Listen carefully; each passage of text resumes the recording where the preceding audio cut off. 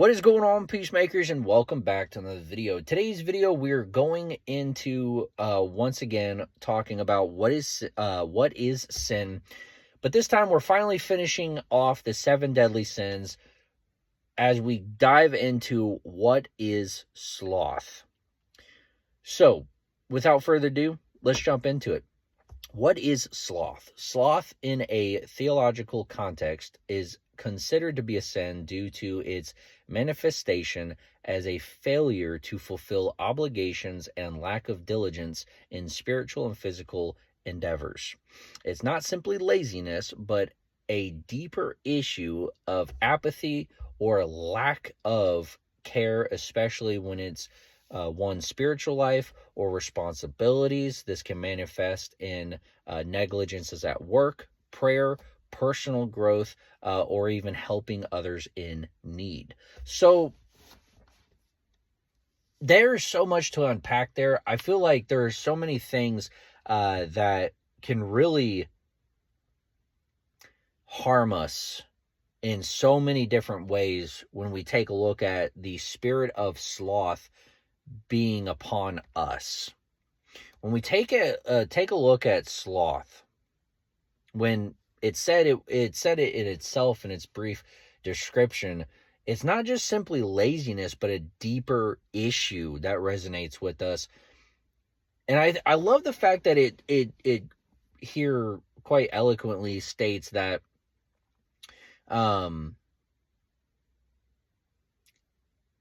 it's especially lack of attention in regards to prayer or personal growth.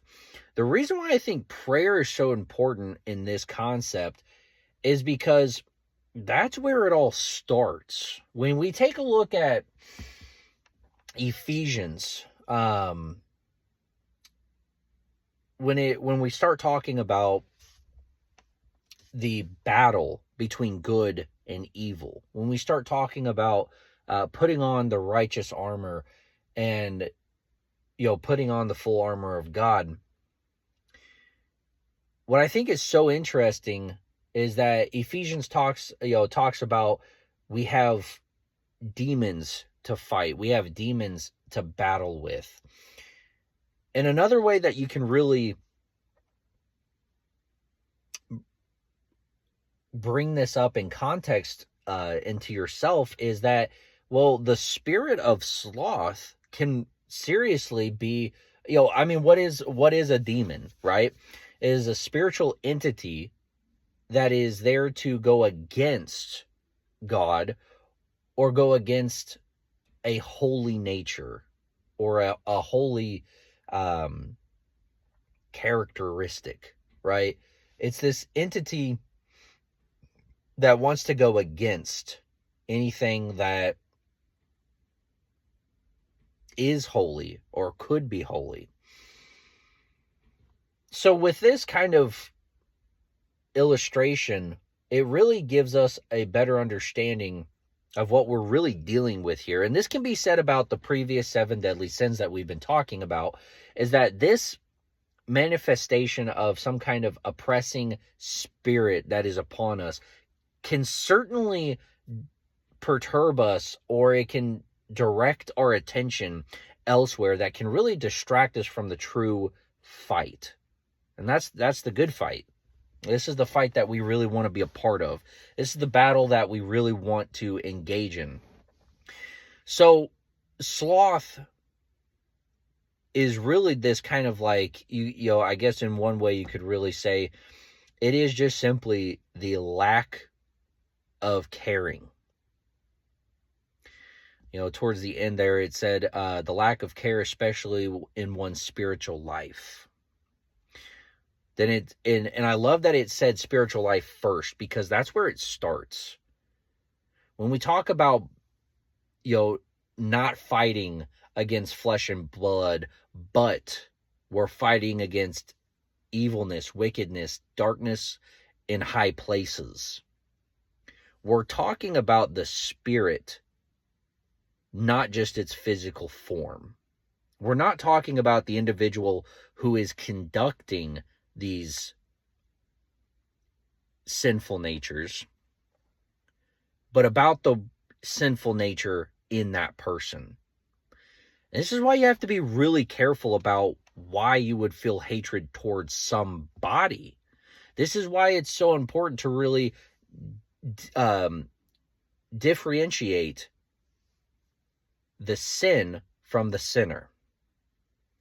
Now, of course, we are responsible for conducting sin. That is absolutely something that we are going to be put on a pedestal and judged by. Rather, we are a Christian receiving the judgment of the seat of Christ, or rather we are a sinner at the judgment throne of God. And you really don't want to be there. You really don't want to be at the great white throne of judgment, because you ain't getting out of there without going to hell. But thank God there's a way out. Thank God there is a good news in this wonderful man who paid it all, the sins of the world, at the cross. And that's what it's all about. And thankfully there is an antidote to this. However, this is why it's so important not to let yourself get caught up in the doom scroll, man. Because it's just distracting you from what truly is important. And there it becomes this sloth mentality of, I really don't care. Yeah, I've been seeing this picture a lot on my social medias, whether it's Facebook or whether it's Instagram. It's just 3 separate pictures, but the same accident. There's a guy on a motorcycle who falls off, and it says in like early 2000s. It was a group of people running and rushing to go help him. Then it gets down to like 2012. And there's he falls off his bike, and there's a group of people just sitting there on their phones taking pictures of it while he's in distress and need of help. Then it was a more updated photo of 2025 where he falls off his bike, same scenario, but now he's taking a selfie of himself and nobody's there to help him.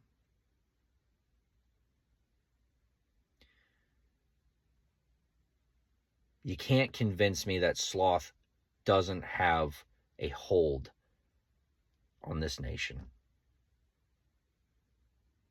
You can't tell me that this scenario of what was portrayed in this little animation picture is not what we find ourselves in today. And I absolutely believe that is the root cause of it is sloth. This lack of caring for your fellow man, for your fellow neighbors. This lack of caring is also why I truly believe we are in a really difficult time in our nation where these young kids don't care about respect. They don't care about, I suppose, character building, good motives, or forgive me, not motives, but simply just good manners, to have values, to have things that you hold near and dear to your heart. Loyalty, duty, respect, self-service, honor, integrity, and personal courage. All of these things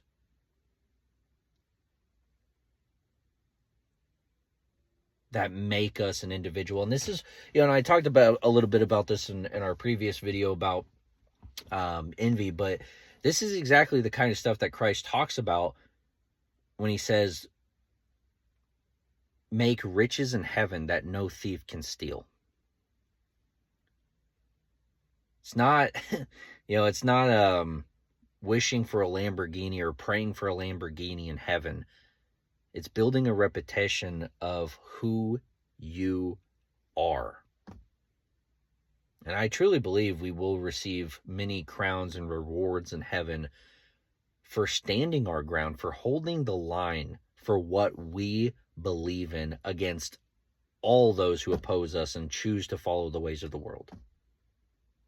I truly believe we will have rewards and riches in heaven simply for just doing that. We may not receive a huge amount of persecution or tribulation here on earth for it. And maybe we will. Some of us do. But regardless of how big or small the persecution is,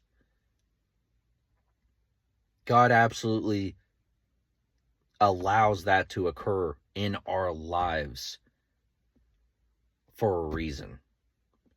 The book of Job is such an amazing story about a man who God allows Satan to take everything from him. Reminds me of another post that I see quite a lot, and honestly, I really love this one. It's the devil and Christ on a mountain. The devil's on the left, and he says, can I give this individual depression? Can I give this individual, a lust for these images on his phone? Can I give this individual, financial debt? Regardless of what Satan is trying to oppose on us, Christ says, yes, yes, yes. And then Satan says, he will not recover from this. And Christ simply says, yes, he will. He is my son.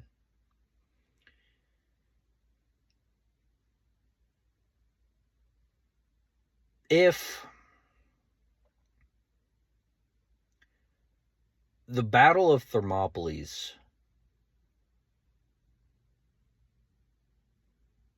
never took place,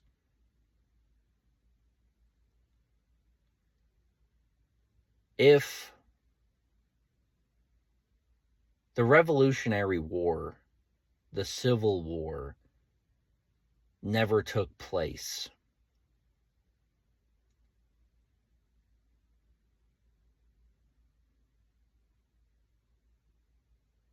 we would have no stories to tell about the bravery and the heroics that our great-grandfathers or that our ancestors did for our nation and for its family. There can be no glory without conflict. You can't receive a reward for something that you simply did not partake in, especially assuming the position of the good side of that conflict. If the conflict never happened, you wouldn't be able to sit there and make a good or bad decision of that conflict. You couldn't just sit there and say, well, I'm a good guy. And I truly believe this is why in James it says, without work, without faith is dead. Because if you're not simply living out your faith will become very dead.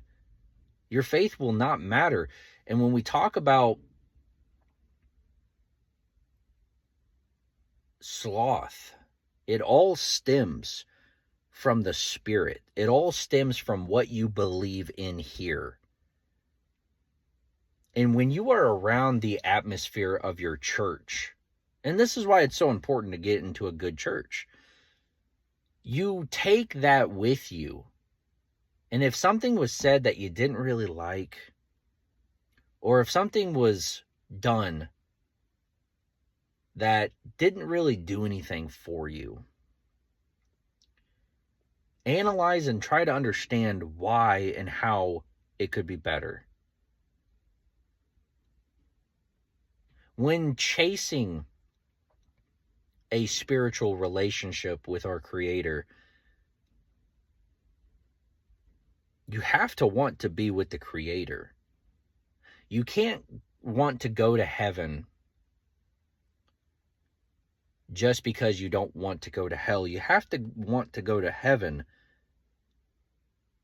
because you want to be with your Creator. You want to be with Christ. You want to be with the individual who named you, who breathed life into you.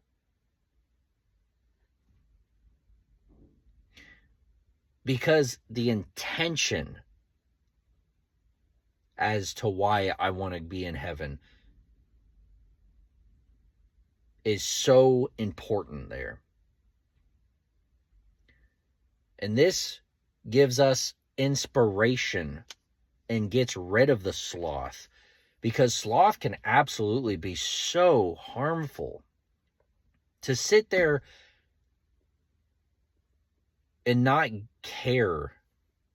I see it all the time with individuals who just want to yell, who want to scream, who want to sit there and collect a paycheck and not want to do their job.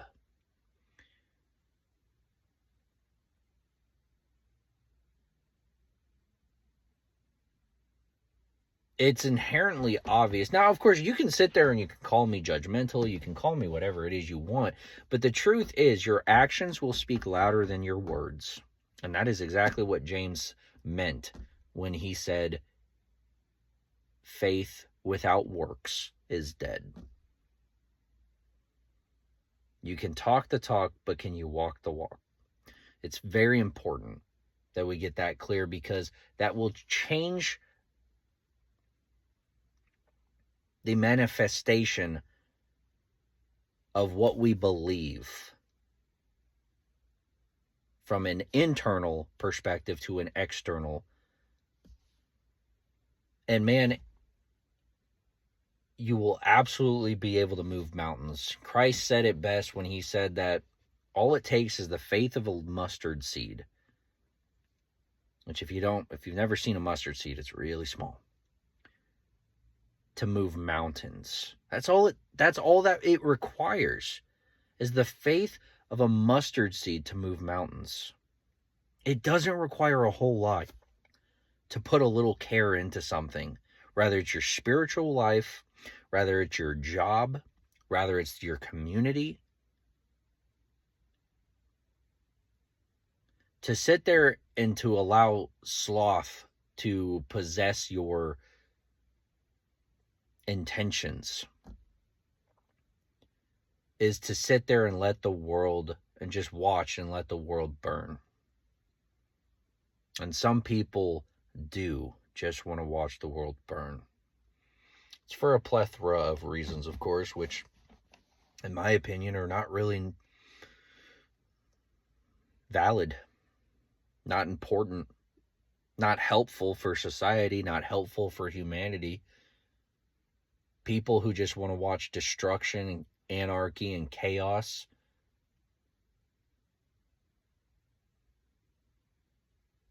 come across the world.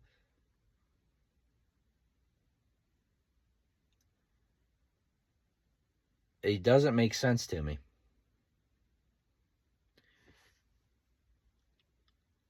But I don't think like sloth. I don't think like these 7 deadly sins. And neither should you.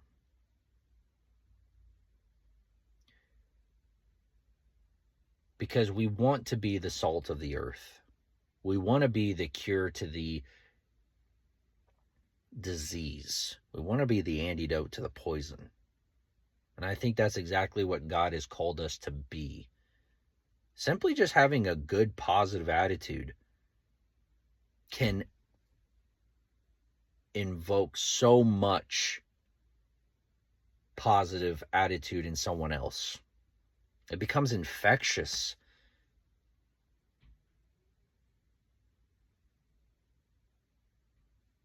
So,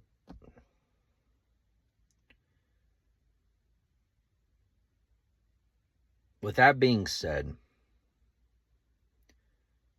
sloth is entirely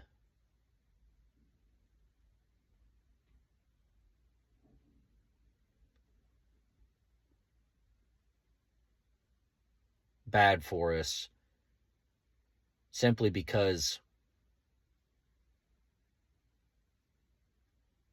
we manifest what is internal. What's in here is what we put out into the world. Whether you realize you're doing it consciously or subconsciously, you're doing it. And this is exactly why sloth is so horrible for us. So, with that being said, I hope you guys take care. I hope you guys have a fantastic day. And God bless you. And this wraps up 7 Deadly Sins. Thanks for sticking with us. Have a good one.